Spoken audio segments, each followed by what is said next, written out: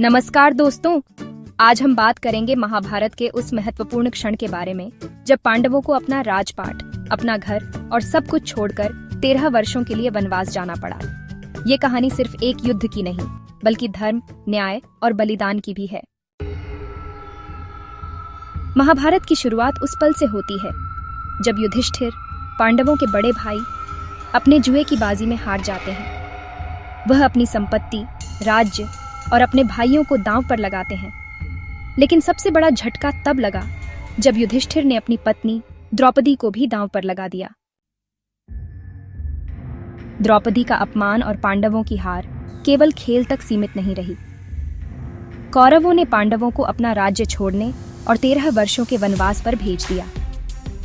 1 साल का अज्ञातवास भी तय किया गया था, जिसमें अगर पांडवों को पहचाना जाता तो उन्हें फिर से वनवास में जाना पड़ता। यह वह समय था जब पांडवों के जीवन में सबसे कठिन पल आया। उन्हें अपना महल, अपना राज्य और अपनी सारी सुख सुविधाएं छोड़नी पड़ी। यह कोई साधारण पल नहीं था। युधिष्ठिर और उनके भाई दुखी थे, लेकिन उनका मन मजबूत था। वे जानते थे कि यह समय उनके धैर्य और साहस की परीक्षा है। सभी पांडवों ने कृतज्ञता के साथ इस कष्ट को सहा, क्योंकि वे जानते थे कि एक दिन सत्य और धर्म की जीत होगी। पांडवों ने 13 वर्षों के वनवास में शारीरिक कठिनाइयों के साथ साथ मानसिक संघर्ष भी झेला। वे जंगलों में, नदियों के किनारे और गुफाओं में रहने लगे।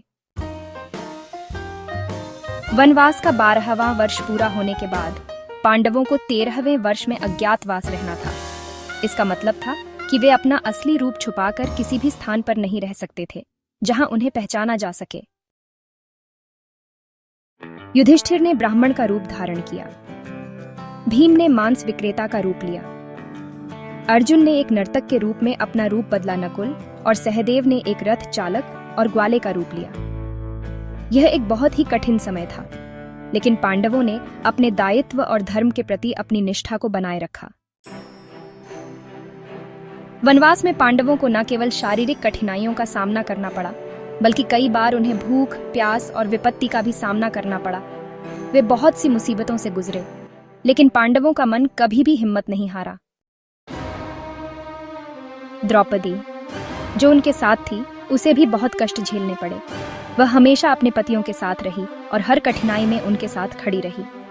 वनवास में पांडवों ने न केवल अपने अस्तित्व की रक्षा की, बल्कि यह भी सीखा कि बिना राजपाट और सुख सुविधाओं के जीवन जीना क्या होता है। 13 वर्षों का वनवास और 1 वर्ष का अज्ञातवास समाप्त हुआ। पांडवों ने अपनी कठिनाइयों को पार किया और अब उनका वक्त आया अपने अधिकारों को वापस लेने का। उन्होंने कौरवों से अपना राज्य वापस लेने का निर्णय लिया।